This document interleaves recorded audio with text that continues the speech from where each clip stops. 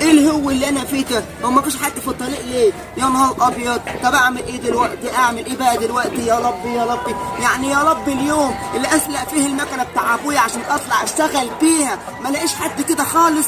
طب انا اعمل ايه بقى دلوقتي؟ اعمل ايه؟